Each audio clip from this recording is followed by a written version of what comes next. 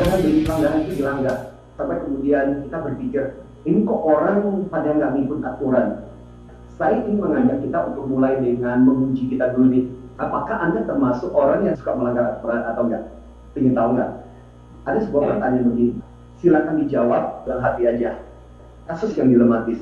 Ada seorang namanya Haynes, seorang suami, dan istrinya kena penyakit yang sangat parah. Kemudian akan dinyatakan meninggal kalau tidak diobati.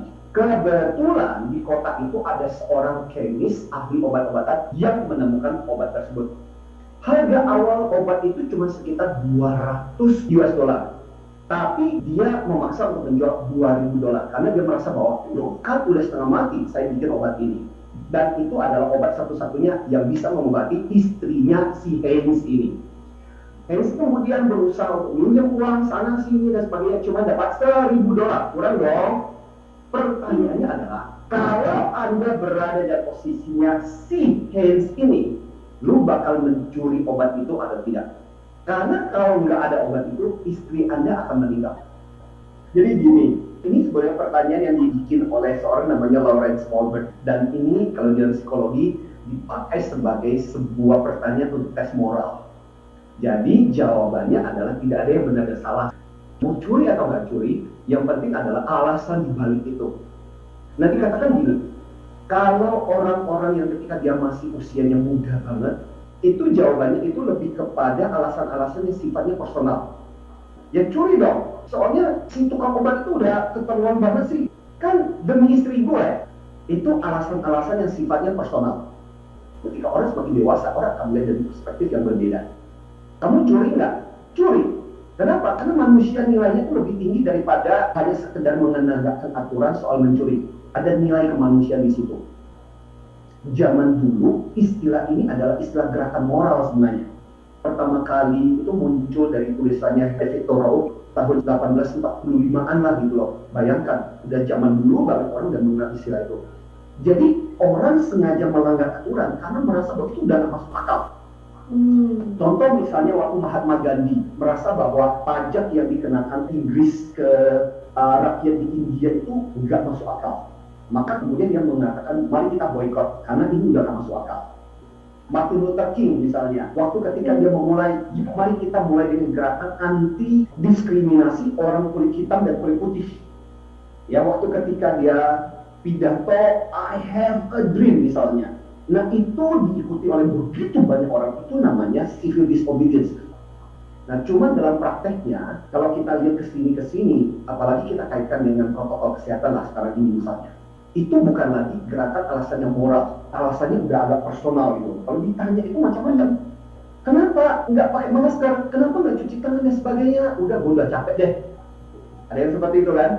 Ada yang juga bilang bahwa itu kan cuma hoax. Itu mah aturannya sengaja inspirasi gitu ya. Teori konspirasi. Ada juga merasa bahwa itu terjadi pada orang lain, kayaknya gue bakal baik-baik aja. Atau merasa bahwa soal hidup dan mati itu ada di tangan Tuhan. Nah itu berbagai alasan-alasan yang memunculkan kenapa orang akhirnya kemudian tidak mematuhi aturan-aturan itu. Aku masih ingat dulu waktu ketika kuliah S2, dilarang fotokopi diktat gitu. Sementara gue lagi nggak punya duit. Dan sengaja akhirnya saya melanggar itu. Karena merasa itu nggak masuk akal. Because diktat itu mahalnya luar biasa. Sampai saya waktu itu ditegur sama salah satu dosen dan saya bilang, I don't have money, even I don't have money to buy food. That's why I get the copy. Dan si profesor cuma liatin, Balik lagi ke obrolan kenapa orang melanggar aturan. Jadi gini, bagaimana persepsi pikiran kita terhadap aturan itu? Misalnya contoh pikiran kita mengatakan bahwa aturan ini aturan yang tidak masuk akal. Ini pasti teori konspirasi nih.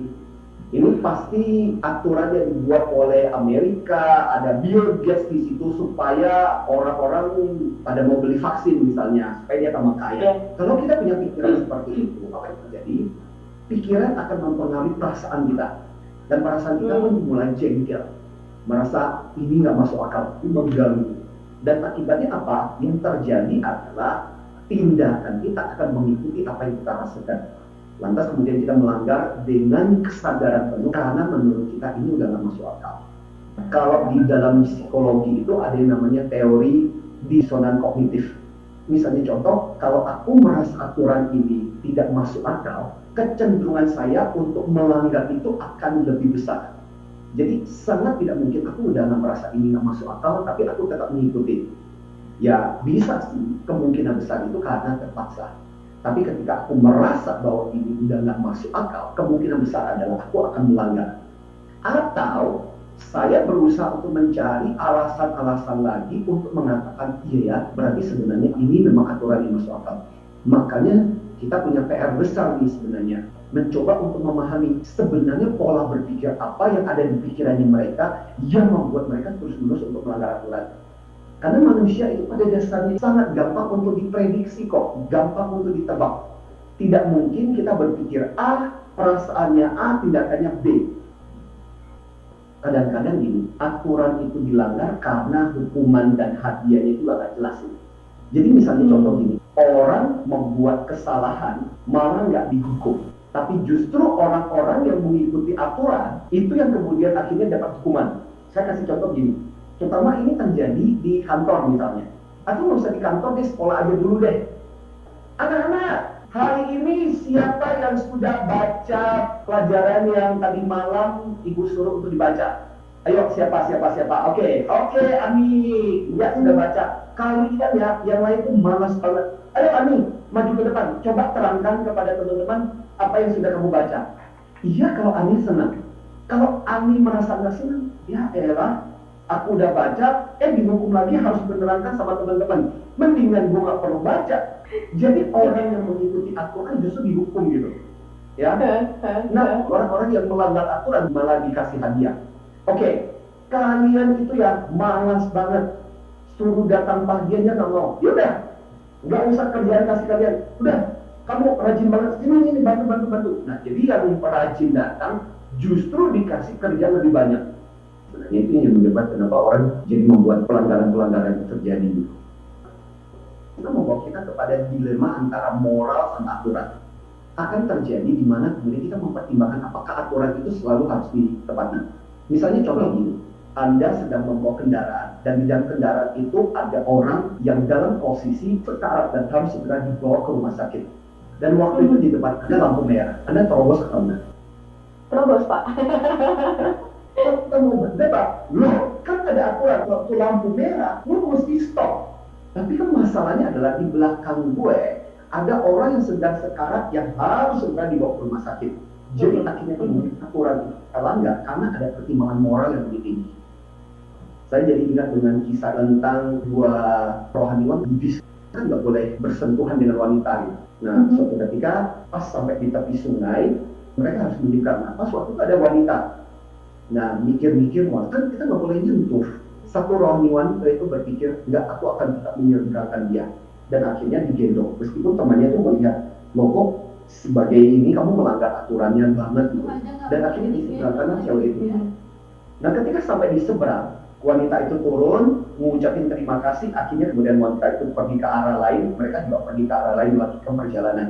Nah, sepanjang perjalanan itu, si temannya tuh ngoceh, kamu tuh tengah tahu diri, kamu tahu nggak aturan kita nggak boleh nyentuh wanita, kamu ini dan sebagainya. Dan akhirnya temannya bilang apa?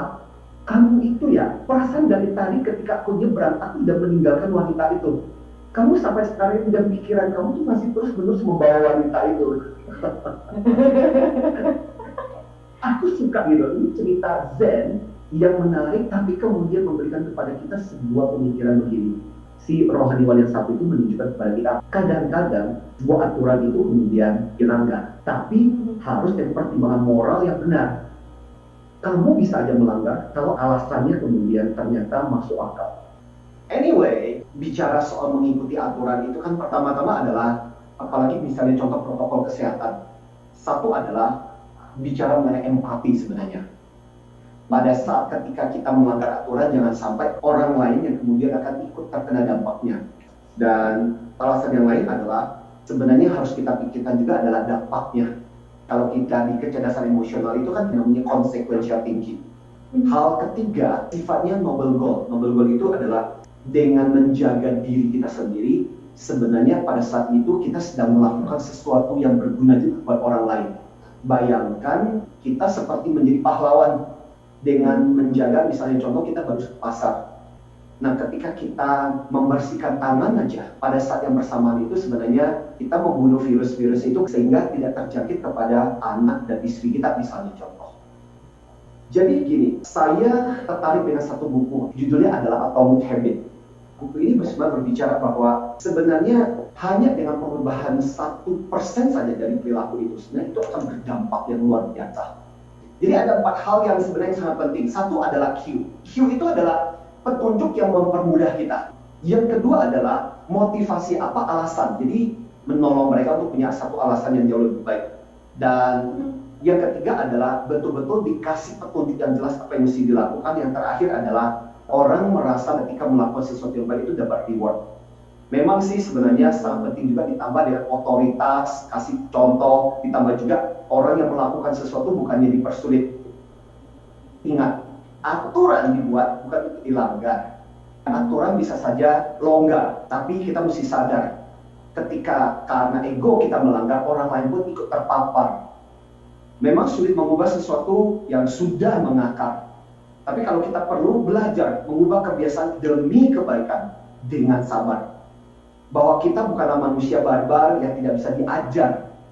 Demi kebaikan yang lebih besar, akhirnya kita pun perlu belajar. Atau kalau memang nggak kapok-kapok dan sulit diajar dan suka melanggar, memang ada saatnya harus dihajar.